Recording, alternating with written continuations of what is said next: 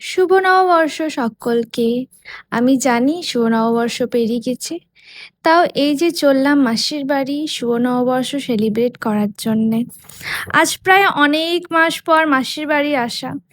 আর এই এসেই টান করে দেখছি মাসি পুজো করতে লেগেছে আমাদের জন্য। তারপরে একটু প্রসাদ খেলাম আর এই যে ফেমাস চপ মুড়ি। আর আজকের লাঞ্চে হচ্ছে বিরিয়ানি, কারণ আমি অনেক দিন ধরে মাসিকে বলছিলাম যে আমি বিরিয়ানি খেতে চাই, তো তাই জন্যে আজকে আমাদের লাঞ্চে স্পেশাল করে মাসিমণি বিরিয়ানি বানিয়েছে। ওফ, কি বলবো, মাসির হাতের বিরিয়ানি মানে বুঝতেই পারছো। তারপরে বিরিয়ানিটা আমাদের প্রায় হয়ে গিয়েছিল, দেখতেই পেলে। এইখানে মাসি ভালো করে এক একটা জিনিস লেয়ার করে দিচ্ছে বিরিয়ানি।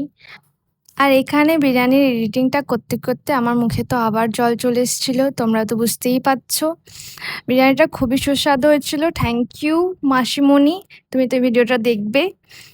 আর আজকে আমাদের লাঞ্চের পর প্ল্যান ছিল যে আমরা 3 বোন মিলে একটু ঘুরতে যাব।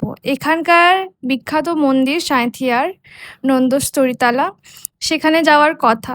তো তাই আমরা ঝটপট লাঞ্চটা করে নিলাম। আর লাঞ্চ করতে করতে নানা রকমের গল্প হচ্ছিল যে কি পরবো।